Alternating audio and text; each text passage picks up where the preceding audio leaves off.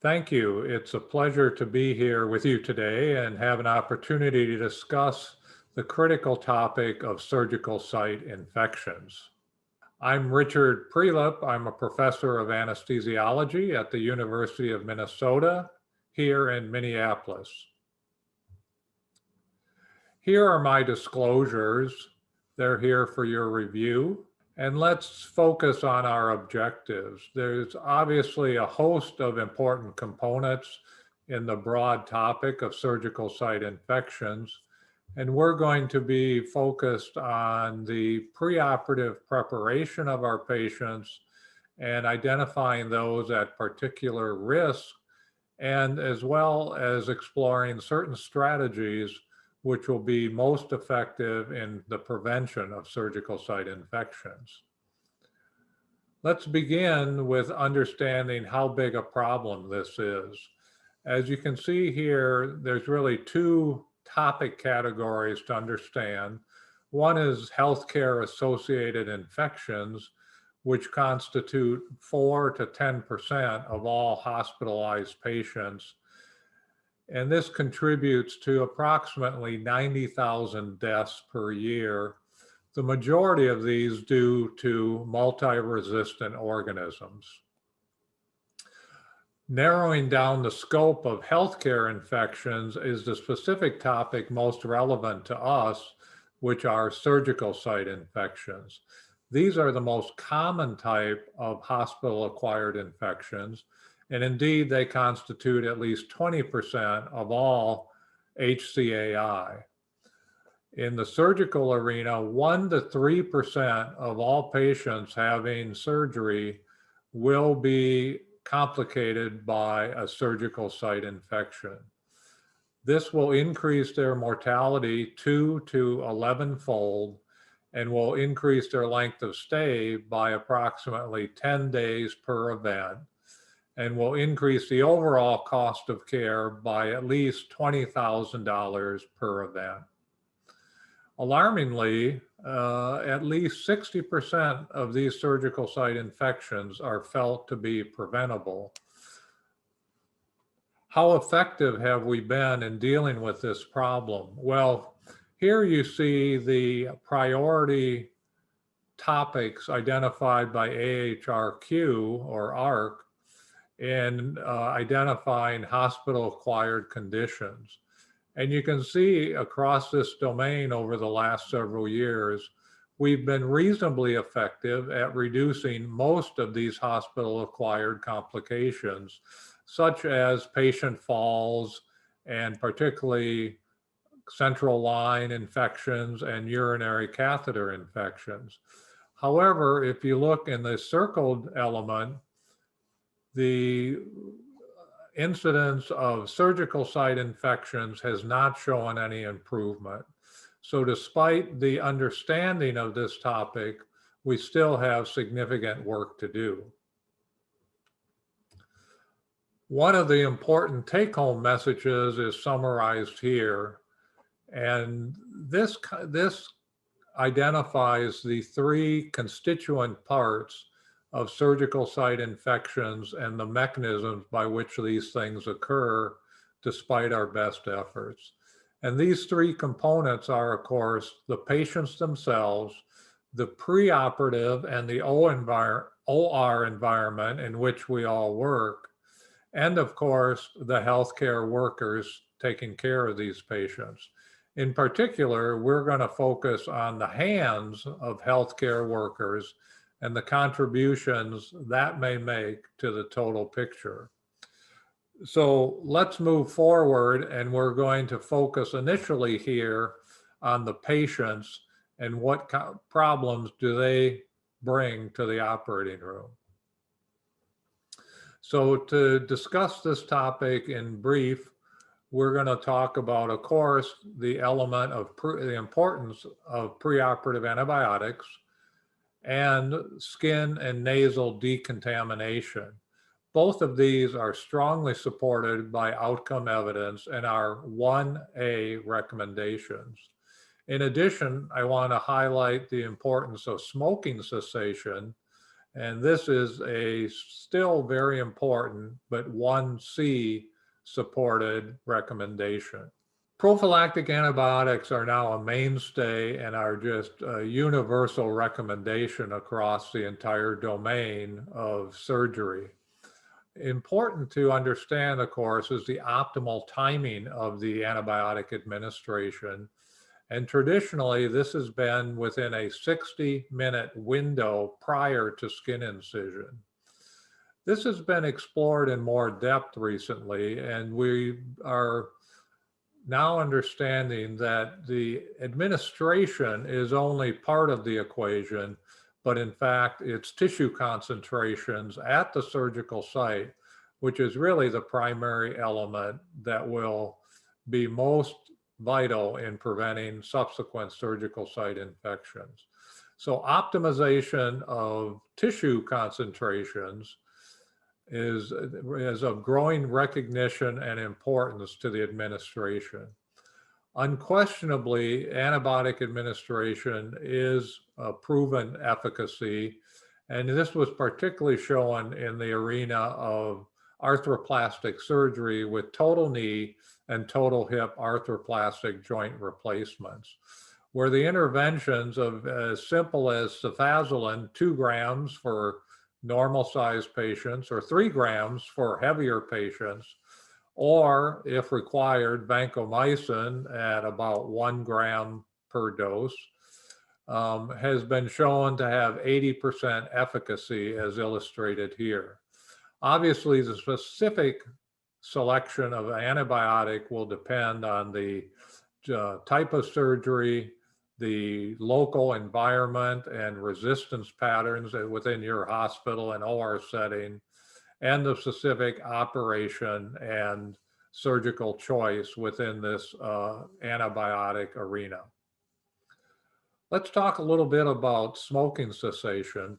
I think one of the important teaching moments for patients in the preoperative time window is to illustrate this important component, which is even for 1 pack a day smokers, a single cigarette will reduce their tissue oxygenation from a normal level of around 65 millimeters of mercury down to about 44 millimeters of mercury.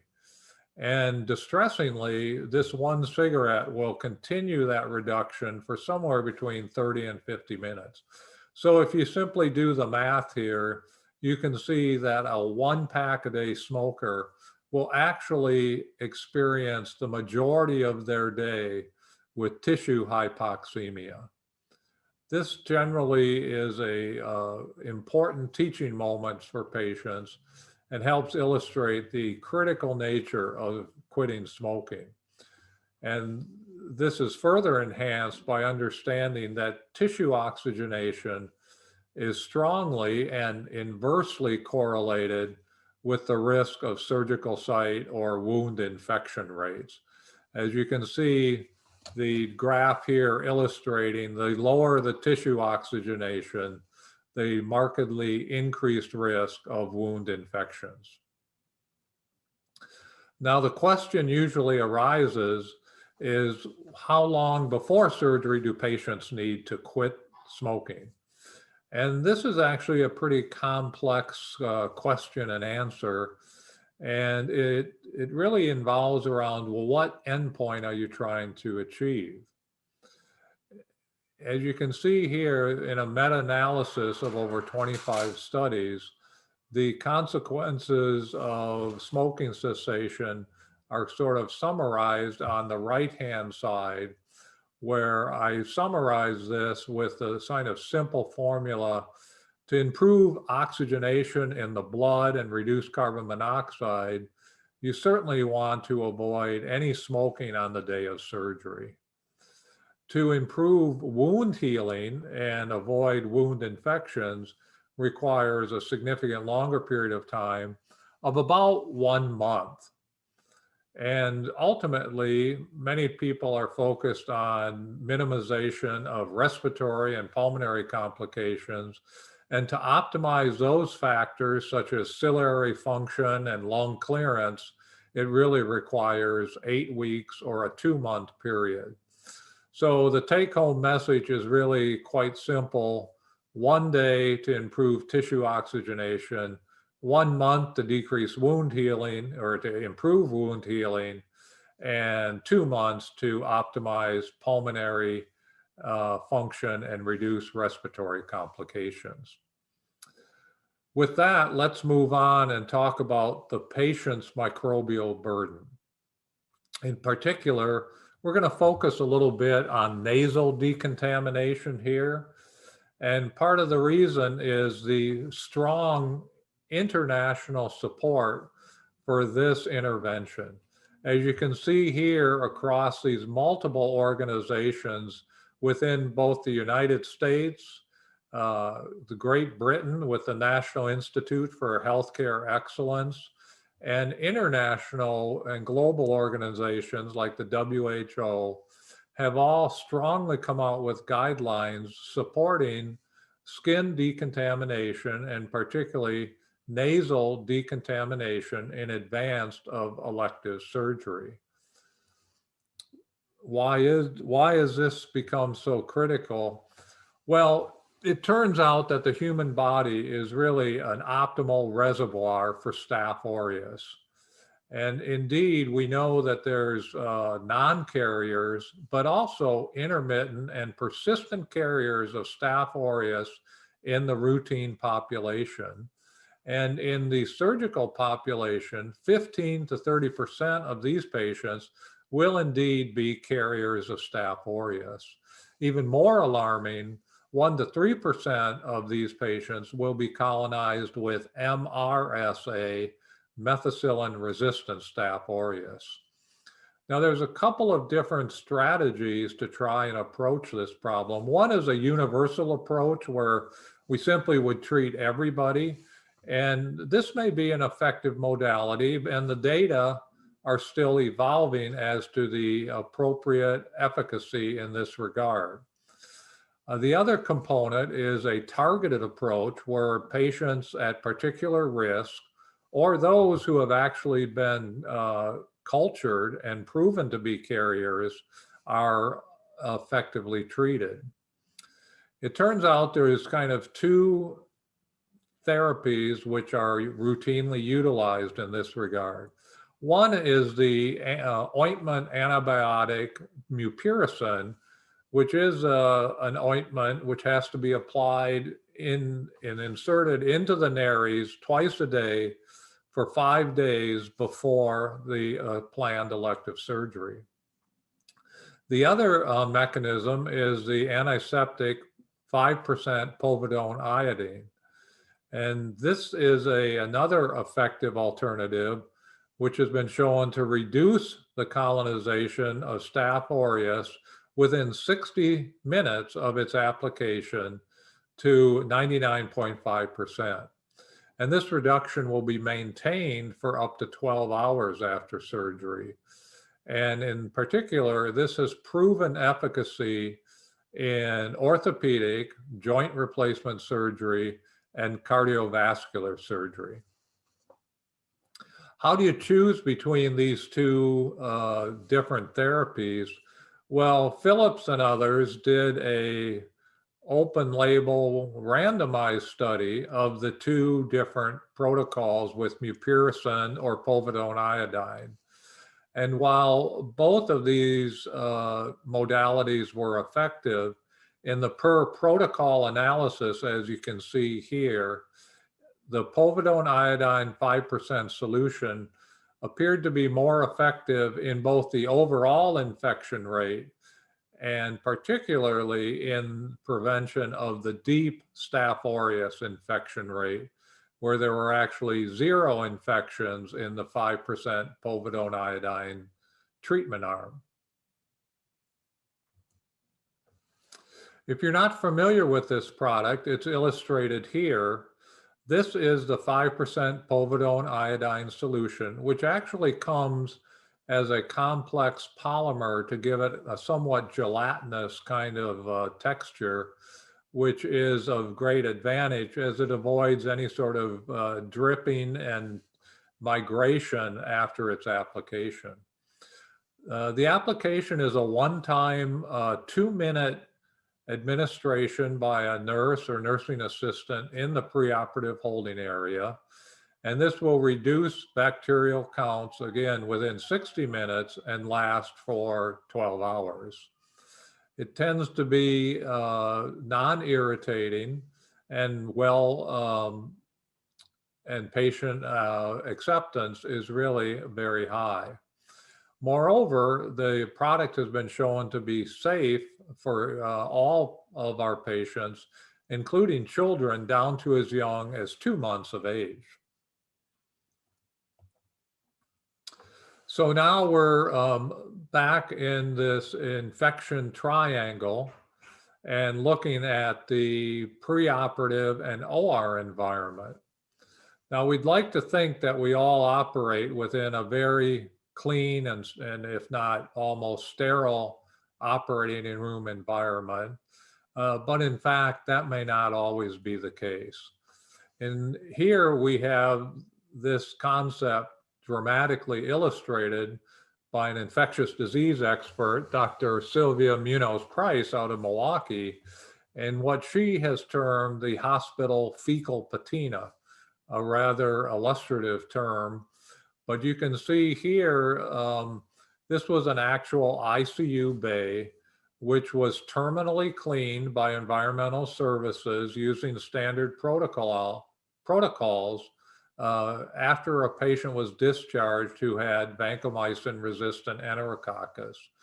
Despite the complete terminal cleaning, you can see illustrated here with every X on the photograph were sites where the VRE strain from the prior patient was again cultured prior to the next patient admission. So it's easy to understand how we can see a propagation of these infections within the hospital environment, despite our best efforts and using very optimal environmental and cleaning techniques.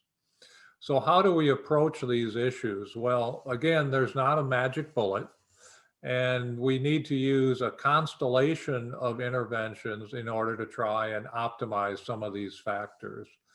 So within the OR time period, I want to discuss just a couple of elements with you. One will be temperature management and the maintenance of patient's core temperature above 36 degrees, as well as maintenance of normal glucose concentrations. And as you can see here, both of these have level 1B evidence to support their recommendations. How important is temperature management? Well, you can see here, coming from an environment of Minnesota, we are pretty familiar with the dangers and the uncomfortable nature of hypothermia. But from a patient perspective, there's actual very real consequences as well. For instance, there's significantly increased risk of blood loss, and this oftentimes can actually translate into the increased need for blood transfusion. As well, of course, patients may have shivering, particularly on emergence, and whether in the OR or post-OR period, these increased metabolic demands can increase cardiac stress and actually lead to increased ischemic events. Obviously, of concern to us today is the increased risk of surgical site infections, and inevitably, patients who are hypothermic are going to spend an increased length of time within the PACU and as well may have increased hospital length of stay. More recently, some of the outcome measures have included the component of patient comfort or their thermal comfort index. And this is becoming increasingly recognized as a quality metric as patients are uncomfortable and distressed by being hypothermic, either in the pre or post-operative periods. Again, the support for these interventions is very widespread with multiple guidelines across, again, these 4 dimensions here with the ASPAN peri-anesthesia nurses, the perioperative registered nurses, as well as the CDC and the Great Britain Institute for Health and Care Excellence. And again, the maintenance of normothermia, as you can see here, is a 1A recommendation. This all was initiated from a study that occurred now about 25 years ago, but really defined the rationale for why maintenance of normothermia is so critical to our perioperative patients. Here was a study by Kurtz, Sessler, and others, which randomized 200 colorectal patients to either routine care or normothermia with use of forced air warming technology. As you can see, the normothermic patients had a 2 degrees centigrade advantage compared to their routine care hypothermic compatriots. Otherwise, all other care was standardized and the wound examinations was blinded to the assignment. The outcome was dramatic and very affirmative. As you can see here in the normothermic group, the infection rate was reduced from 19% to 6%, a highly significant difference. And of course, the wound infections produced a dramatic difference in the required hospital length of stay. Subsequent evidence has shown that we can still optimize the surgical field, make sure we have a appropriately prepped and draped patient. And as long as there's at least in the neighborhood of 50% of the patient's body surface area, it's usually adequate in order to maintain normothermia with the use of forced air warming technology. You can see the difference here between the forced air warming group in the blue line versus the control in the gray line. And these 2 groups diverge further and further as time goes by with exposure to the operating room environment. Now, more recently, the focus has added a new element, which is the addition of pre-operative warming. This has been an element which has been explored for a number of years, and the importance of this is illustrated here with a study by Melling showing in a open label but controlled study that wound infections are incrementally reduced again with the addition of pre-warming versus routine warming in the operating room.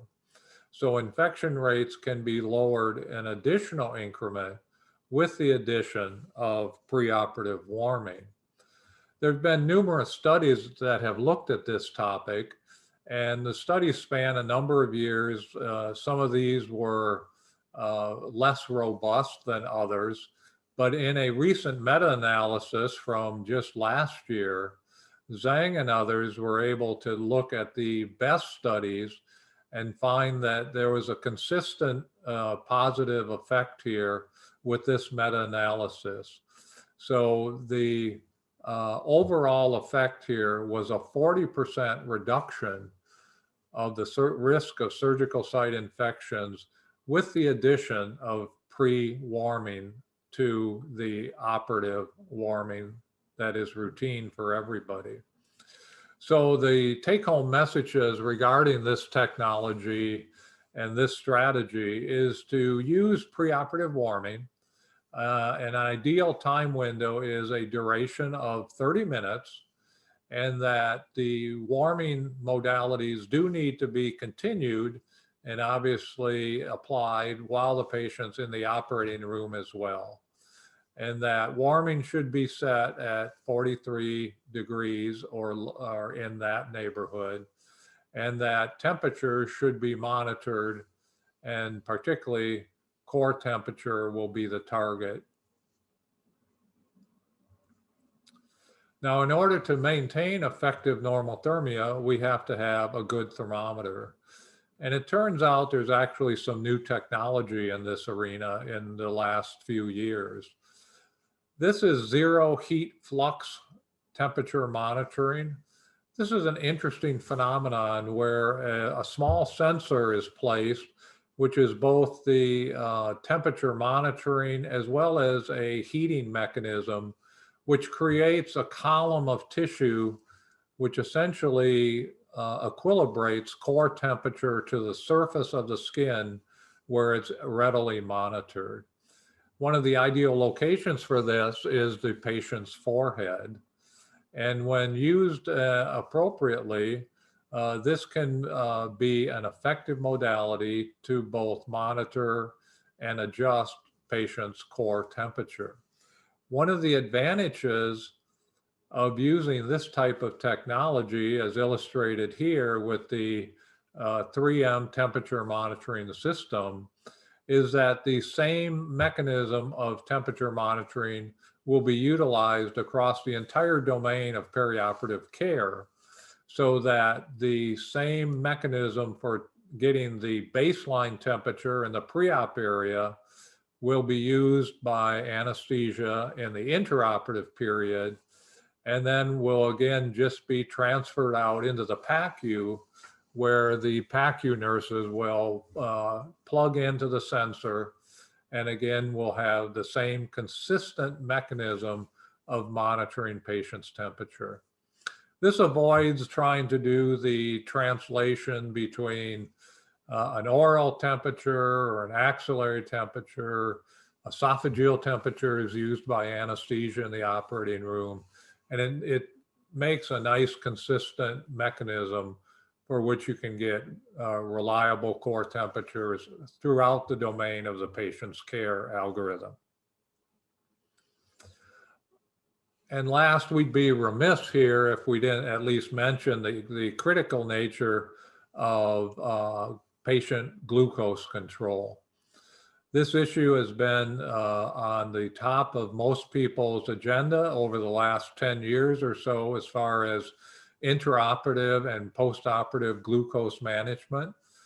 And the reason is quite clear, because we know that hyperglycemia is an independent predictor of post-surgical complications, usually defined as a glucose above 140 milligrams per deciliter. Patients' response to surgery and the stress and hormonal balances of surgery have been shown that 25 to 30% of non-cardiac surgery patients, 35% of vascular surgery, and over 80% of cardiac surgery patients will manifest hyperglycemia in the perioperative period. And this occurs whether or not these patients will carry a preoperative diagnosis of, quote, diabetes into the operating room. The question remains now, as it has been for the last several years, is whether this hyperglycemia is simply a marker of sicker patients who are at increased risk of end organ compromise and organ failure and wound healing failure, or is the sugar actually the independent driver of these complications? The answer of that is not completely clear, but nonetheless, it is prudent and widely applied to control patients' blood sugars in the 8 to 10 millimolar range, or 140 to 180 milligrams per deciliter, which we believe will ultimately be proven to improve patient outcomes. And lastly, we're going to move on to the final critical element of 3 within this infection triangle, which are us, the healthcare workers, and particularly healthcare workers' hands. This is an incredibly important topic, as I think it helps illustrate again how organisms can move around within this infection triangle and how easily it is for us to unknowingly and invisibly kind of assist organisms in moving about the operating room theater. This is an important study which illustrates how readily this can happen, at least within the anesthesia environment of the operating room. This used a novel technology with a fluorescent dye, a marker that was inserted in a simulation laboratory in the mouth of the mannequin. And after this was done, anesthesia providers were asked to go about a routine anesthetic induction. And at the end of that 6-minute time period, there was some interesting findings about where the dye from the patient or from the mannequin's mouth may have migrated to. Indeed, here you can see the hands of the anesthesia providers at the end of this routine induction, 6 minutes of time interface between the patient and the provider. Here are the hands with the pink illustrating the fluorescent dye present now on the hands of these providers. And look at the mannequin's face. You can see what was just a 1/2 ml of fluorescent dye in the mouth has now been widely dispersed around the face, even up into the forehead and around the mid-face as well. Additionally, look at the anesthesia equipment here with the reservoir bag, the oxygen flow meter, an IV injection port, and of course the ubiquitous computer keyboard, all of which have now been contaminated within the first 6 minutes. We can even more broadly summarize the alarming findings of this study with this photograph. Again, this was the simulation lab, and the stars represent components which were found to be contaminated with the fluorescent dye over a period of 6 minutes of anesthesia activity for these mannequins undergoing a routine anesthesia induction. So the concept of how can organisms migrate around the hospital and the operating room should be well illustrated by this simple simulation study. Indeed, I want to further highlight this finding. Here you see the simulated work surface of the laboratory with the laryngoscope now heavily contaminated with the fluorescent dye. Well, how can that happen in the real world? Well, this is a real world anesthesia work surface in the middle of an actual patient care situation. And you can see, again, the close proximity of both anesthesia equipment, syringes, various airway equipment, all of which is in close proximity. So how do organisms move? I think we know that we have found one of the mechanisms by which these organisms can find easy pathways to moving about. So is there a problem and do we need to be concerned? I think clearly the answer is a very resounding yes, because transmission in the OR occurs. We know it occurs. It's silent, it's frequent, and fortunately, it's largely preventable. And I think healthcare workers and anesthesia providers are part of the keys in future prevention. Indeed, this was part of a white paper that was recently published about a year ago by this group, the Society for Healthcare Epidemiology of America, or SHEA. I was part of the writing group for this important white paper, and this provides expert guidance on how to improve and decrease infections, the infectious risk within the OR and anesthesia care areas. This was published in Infection Control and Hospital Epidemiology. It was e-published in December of 2018, and the paper was published in early 2019. Some of the key recommendations are illustrated here, and I want to focus particularly on the topic we all know is critical, but yet sometimes we may not be in optimal compliance. And that is, of course, the topic of hand hygiene. And the best recommendations of this have been identified by the WHO with their famous 5 moments of hand hygiene. And that's illustrated here.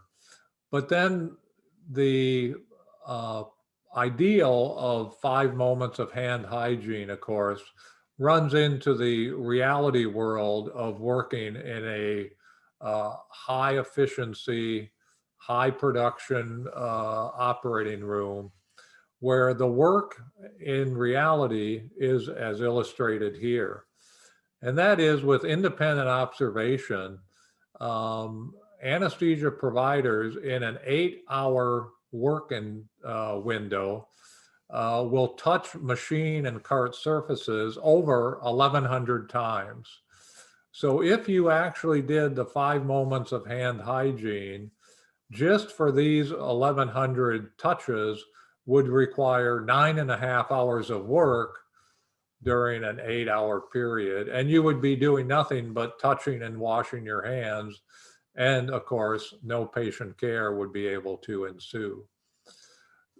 How can we do better? Well, typically there are applications of hand hygiene with alcohol-based hand rubs, which should be widely available in the operating room and are an effective alternative to actual soap and water 5 moments of hand hygiene by the WHO.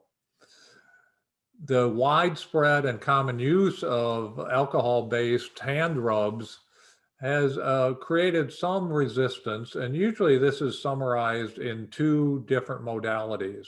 One is it dries out my hands and causes skin irritation. Well, we tested this in volunteers who were medical students who were applying hand hygiene, alcohol-based hand rub every 15 minutes for 8 hours a day throughout the day. This is a total of 160 exposures over this study period, and the results are illustrated here in the left-hand column. This is hand eczema severity index scores, which actually goes from a 0 to 360 score. So while you can see that there was a very slight increase in this severity scoring index, going from levels of 2 to 6 or 1 to 5 are really very, very minor changes in the skin integrity and do not represent any actual risk as far as creation of a important dermatitis. The other component, of course, is that the hand hygiene and removal of gloves and addition of alcohol-based hand rubs interrupts the workflow. And this certainly is a legitimate concern. And one of the ways to address this is to actually consider foaming gloves. And this has also been recognized and actually studied in preliminary fashions, where you can foam gloves repeatedly, keeping the same gloves on your hands if you're unable to remove the gloves and foam the skin directly. But you can foam, rather than that, you can foam the gloves And you can do this multiple times without disrupting the glove integrity. In fact, this has been studied, and up to 6 applications of foam appears to have very little decrement in the gloves, other than they may start to become stickier. And after several applications, the providers will generally find it opportune to change the gloves and get a fresh set. The one caveat here, of course, is that this mechanism has been untested as far as its actual ability to prevent contamination, bacterial contamination of the hands through these repeatedly foamed gloves. And one last point to highlight here is, as we discuss these various components of the SHEA guidance paper on webinars with infectious disease and operating room personnel across the country, we were quite startled to find that a moderate number of people complained that they were prohibited from using alcohol-based hand rubs within the operating room environment itself because of a concern that it represented a fire hazard. In fact, 16% of the participants on one webinar said that they were strictly prohibited from having this product within the operating room. I think this is really a misunderstanding on the parts of decision makers at these local sites. Ultimately, the regulations which apply directly here are from the NFPA, the National Fire Protection Association, and they've updated their codes and standards recently, which are illustrated here. Now, your county fire marshal is ultimately the absolute decision maker in these regards. And so that is another important resource when this question may arise at your local environment.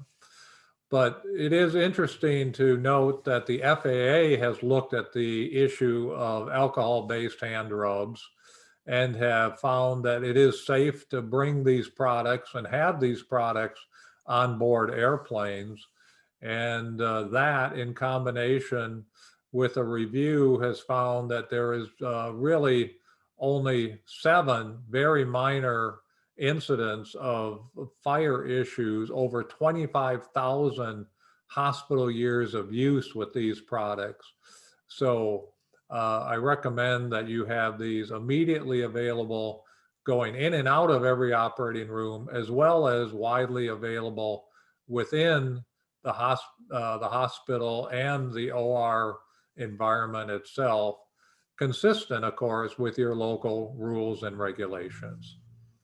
So, in summary, I think we want to continue our intense focus on providing the optimal and cleanest care for patients. And as illustrated here by the World Health Organization, clean care is really safer care, and it's a basic human right. And we need to really prioritize our efforts in this regard. So with that, I will thank you for your attention. It's been my pleasure to be with you and provide this information. And I look forward to any questions and answers as part of our next session.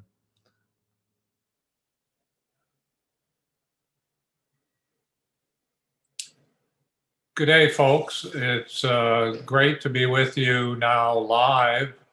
Again, I am Richard Prelip. I'm a professor of anesthesiology at the University of Minnesota here in Minneapolis, Minnesota.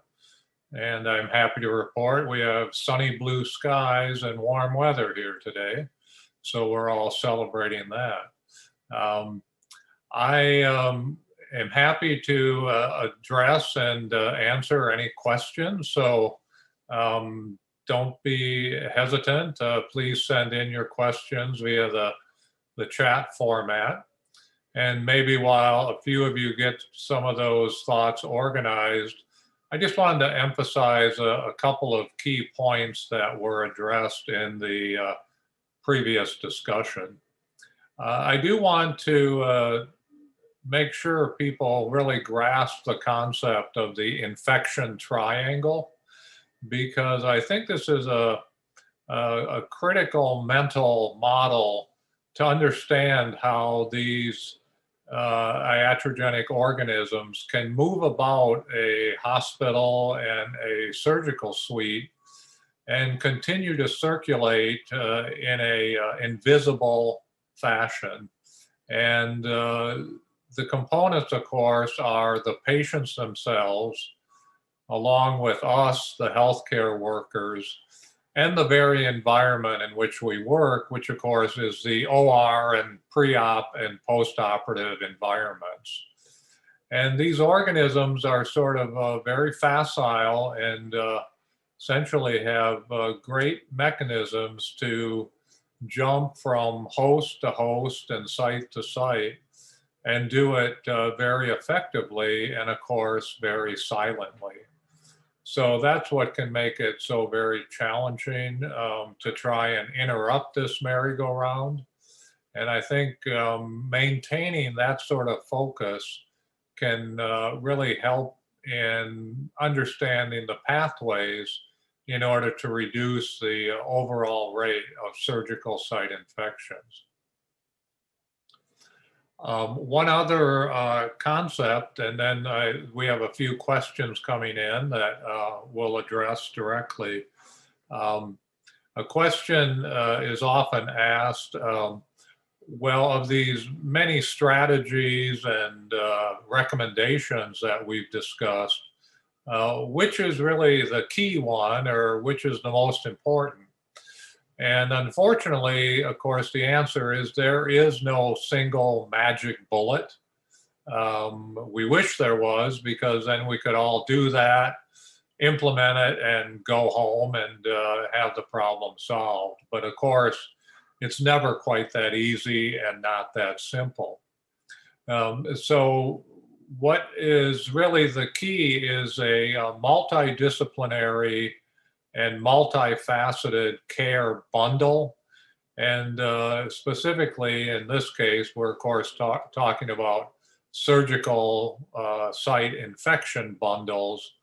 And there's a whole host of these components that we've discussed in some detail earlier.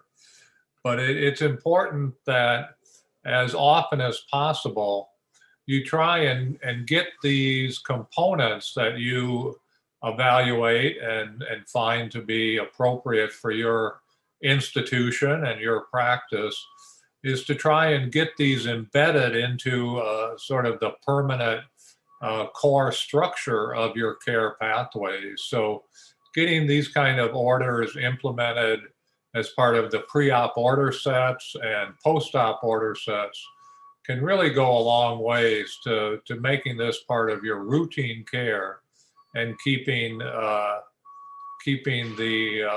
consistent approach to reduce your surgical site infections. One question that we have risen about preoperative warming. It says, we've noticed that, of course, preoperative warming is stopped in transport to the OR and as the patient is prepared for the procedure. And it may take 30 minutes till the warming is started again. This seems that the pre-warming may not have been effective. What are recommendations and thoughts? Well, the question certainly highlights the valid facts and the valid observations of what happens during the kind of intervention between the pre-op holding room and the OR. Of course, warming is interrupted, at least the forced air warming mechanism is interrupted. Obviously, you want to try and minimize that time and obviously keep the patients as covered and as warm as possible in the interval. so that hopefully you can keep patients covered and warm to all the areas which are not directly being prepared in the surgical field. And then once the prep and drape is instituted, to reconstitute the various active warming mechanisms that are part of your institutional and individual practice pathway. So the other thing to remember is that there is an obligatory redistribution of heat in all humans, which is a direct consequence of the induction of either general or major axial regional anesthesia. So this redistribution essentially pushes the core heat out to the periphery, and you get this sort of equilibration between the warm core and, of course, the cooler surface. And that part of redistribution heat and that mechanism, really no one's found an effective means to prevent it or inhibit it. But the warmer your patient starts and the sooner you continue active warming, the higher the likelihood that you'll be able to deliver the patient in a normothermic state through the OR and into the PACU. Another question coming in. During induction, mask and eye protection, as always, and a new one of wearing a gown for the anesthetist and nurse assisting with induction and extubation. I wonder if that author could provide a little more context to this question. I'm assuming it is kind of enveloping of course, the current requirements of dealing with airborne pathogens and respiratory pathogens, and most specifically, obviously, the COVID coronavirus that we've all dealt with for the last 16 months. And it's certainly true that this has changed the calculus for how patients come in and out of the OR, and very specifically, how patients undergo anesthesia induction, where the airway is being manipulated with a so-called aerosol generating procedure, such as endotracheal intubation, and obviously at the end of the case with tracheal extubation. So this has changed procedures. It's sort of a whole subtopic unto itself. For specific questions, I do recommend people go to a website that I've been involved with, the Anesthesia Patient Safety Foundation, or apsf.org. And there is a whole very focused section on COVID management in regards to protection of both patients and particularly healthcare workers in the management of patients coming into and out of the operating room. And clearly increased levels of filtration with either N95 or PAPR type devices are obligatory when patients are known to be COVID positive. Another question has to do with the important concept that we talked about earlier, which was decontamination of patients even before they get into the operating room. And this is a very timely and I think increasingly common application. I know at my institution, this has become virtually a routine and mandatory part of the practice, particularly in orthopedic joint procedures or any sort of interventional surgery where devices or artificial products are being implanted into patients. So a much greater level of preoperative preparation. The specific question asks, how deep into the nares should application of iodine be performed? And the simple answer to that is sort of as deep as can be comfortably tolerated by the patient. And I've had this done myself, and it's more certainly is not as kind of invasive as the old COVID testing, but you do want to both apply the iodine, 5% iodine solution as broadly as possible in the nares. And then a separate applicator is done with total focus on the anterior part of the nares. So it's a two-step process, but it takes 1 minute per nostril. So a total application time of just 2 minutes from start to finish, and with just a minimum of education.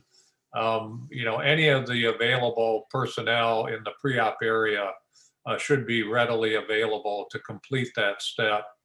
And when patients hear that it's to reduce their chance of a wound infection, people's tolerance of this is really quite amazingly cooperative. A couple more questions coming in, and thank you for these questions. Do you think it would be beneficial to have patients use an antiseptic mouthwash rinse prior to going into the OR? This is an interesting hypothetical question. There certainly is a role for this that we know of in the ICU setting, and reducing the sort of pathologic bacterial burden of the mouth in the ICU patient, and hopefully thereby reducing the ventilator-associated pneumonias, which are so problematic in that setting. But generally, for what we might hope are healthy patients coming from outside the hospital, their burden of pathological oral mucosal bacteria should be fairly limited. And thus, at least to my knowledge, while kind of an attractive hypothesis to use a chlorhexidine or other oral rinse, I have not seen information that can directly correlate that or associate that with a reduction in perioperative wound or surgical site infections. But I would certainly stay tuned to that concept, and there may be more work that'll evolve in that area. And again, the patients who have been hospitalized for some period of time probably change their bacterial flora in the oral mucosa very quickly within 1 or 2 days of hospital care. So those patients may be an active subset where you might consider sort of a chlorhexidine rinse with more efficacy. So with that, I think we're pretty much running out of time at this juncture. I really appreciate your thoughtful input and questions, and it's a very broad topic, and one that is near and dear to all of us as we really try and optimize the care of our patients and minimize the risk of surgical site infections. And hopefully together we can find the right formulas to get that infection rate down to 0. So with that, again, thank you very much, and I hope you have a really great rest of the day and a great meeting. Thank you.